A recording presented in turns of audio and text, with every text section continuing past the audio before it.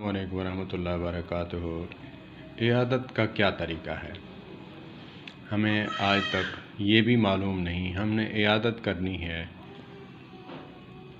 کس زمرے میں رہ کر اور کس طرح کرنی ہے، کیونکہ میں خود مریض ہوں۔ مریض کو زیادہ ایکسپیرئنس ہوتا ہے اسے کن کن باتوں کی ضرورت ہوتی ہے، اور علماء کرام بھی بتاتے ہیں۔ مریض کے پاس جائیں، وہ ٹائم جائیں اس کا سونے کا ٹائم نہ ہو، اور اس کے پاس جائیں اس کے کھانے کے مطابق، اس کی طبیعت کے مطابق اس کی خوراک فروٹ وغیرہ لے کر جائیں، اور وہاں جانے سے قبل یہ بات ذہن میں رکھ لیں کہ ہم وہاں بیٹھیں گے، کن کن باتوں کو کرنا ہے، کن کن باتوں کو نہیں کرنا۔ یہ اہم ٹاپک ہے۔ ہم گریجویٹ، ہم پڑھے لکھے عالم فاضل تو بن جاتے ہیں، لیکن ان باتوں کا ہمیں نہیں پتہ ہوتا۔ میرے اپنے گھر کے عزیز ہیں جو عالم دین ہیں اور پڑھے لکھے لوگ ہیں، لیکن ان کو ذرا بھی علم نہیں کہ ہم نے کیا کرنا ہے عیادت پہ۔ تو جب انسان جائے، ملنے کے بعد فروٹ رکھے کہ میری طرف سے یہ ہدیہ ہے، آپ کھا لینا، اور وہاں مریض کے گھر جو ہے استطاعت رکھنے والا ہے تو اس کے گھر پانی وغیرہ پی سکتا ہے بندہ، کوئی حرج نہیں ہے۔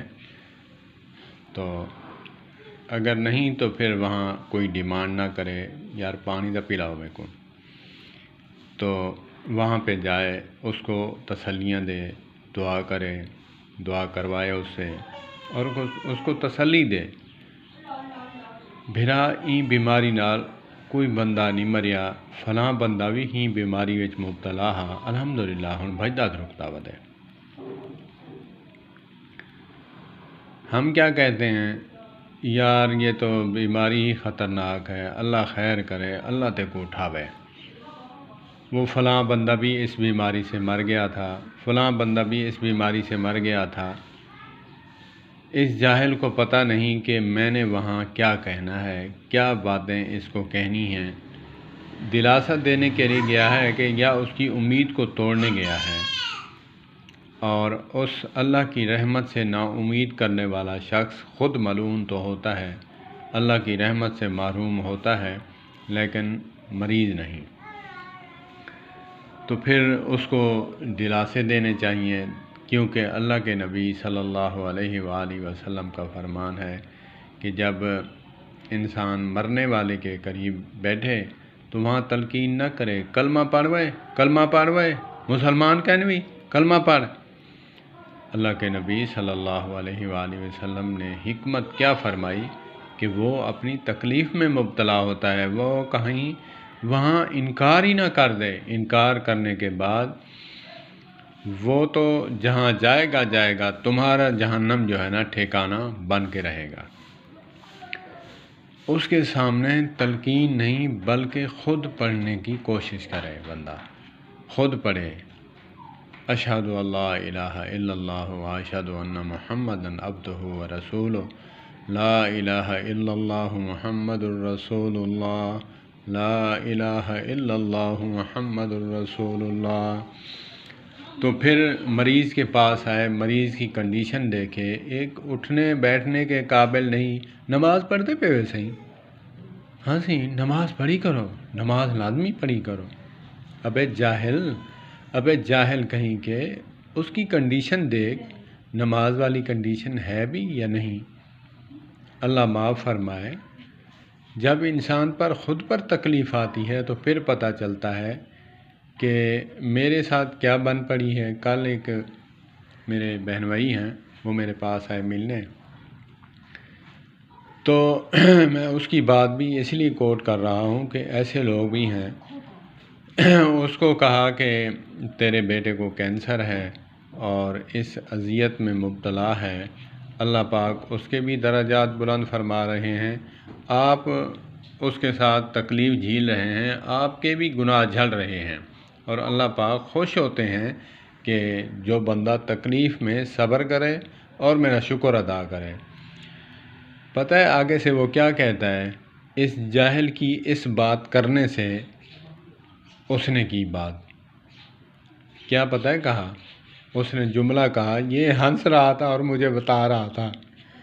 وہ ہنستے ہنستے جو ہے نا، اس نے کہا ٹھیک ہے، اللہ تو خوش ہو رہا ہے نا، خوش ہو لے، ہم پر جو ہے جو بیتی پڑی ہے ہم تو مر رہے ہیں، اللہ خوش ہو رہا ہے تو ٹھیک ہے، خوش ہو جائے، بس اللہ خوش ہو رہا ہے، ہمیں تو کچھ نہیں، ہم تو مرے جا رہے ہیں، 10 سے 20 لاکھ روپے خرچہ بھی ہو گیا ہے، بیماری میں بھی مبتلا ہیں، اذیت میں بھی ہیں، پریشان بھی ہیں،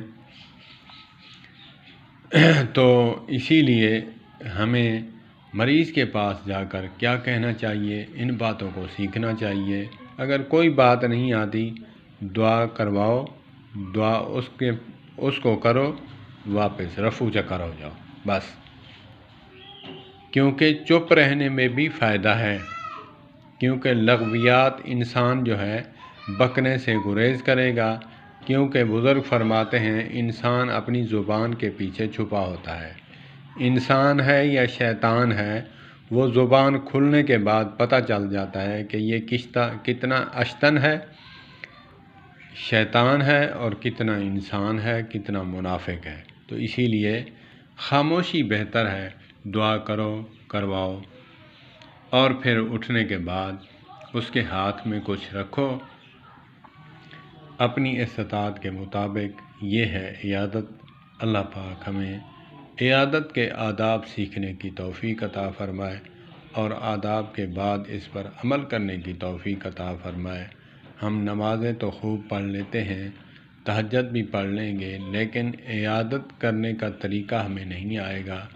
ہم عیادت کریں گے لیکن بس 70,000 فرشتے کی دعا لیں گے، تب ہم لیں گے جب اس کو خوشی ملے گی، جب ہمارے جانے سے وہ خوش ہوگا، اس کو موٹیویٹ کریں گے کہ اللہ پاک آپ کو شفاء کاملہ عاجلہ نصیب فرمائیں گے۔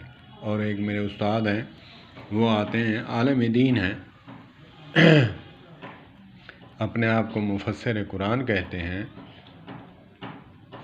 وہ آئے، کہا کہ صبر کرو، اللہ پاک صبر کرنے والوں کے ساتھ ہے، اور کہ ہم قیامت والے دن جب ہمیں بیمار کو انعام ملے گا تو ہم کہیں گے یا باری تعالیٰ، مجھے جو ہے کینچی سے کانٹا جاتا، وہاں تکلیف برداشت کرتا، مجھے یہاں تکلیف نہ ملتی۔ میں نے کہا یہی بات ہے اسی والی کہ جب انسان کو خود پر تکلیف آتی ہے تب پتہ چلتا ہے کہ کتنا صابر ہے، کتنا شکر کرنے والا ہے، کتنا جو ہے صبر کرنے والا ہے۔ اسی لیے اپنے اوپر قیاس کر کے اپنے اوپر جو ہے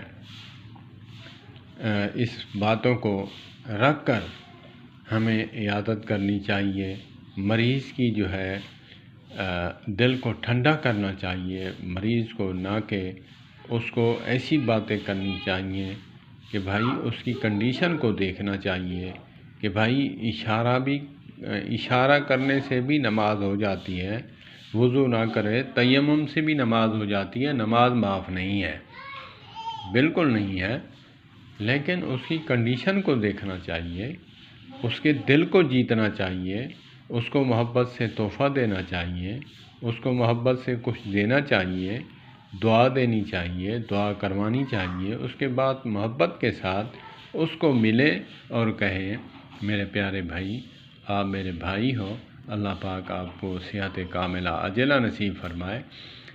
آپ جو ہے کوشش کیا کریں، ذکر و اذکار بھی کرتے رہا کریں، اور نماز بھی کوشش کریں، اگر پڑھ سکو تو پڑھ لیا کریں۔ ایسی باتیں کرنی چاہیے کہ اس کا دل جیتنا چاہیے، نہ کہ اس کو جو ہے آگے سے اس کو مجبور کر دینا چاہیے کہ وہ آگے سے ایسا جواب دے، وہ بھی اللہ معاف فرمائے کفر کی حد تک پہنچ جائے اور تمہیں بھی کافر بنا کر اٹھے۔ اللہ پاک ہمیں سمجھ عطا فرمائے، اللہ پاک ہمیں عیادت کرنے کی توفیق عطا فرمائے۔ والسلام علیکم ورحمۃ اللہ وبرکاتہ۔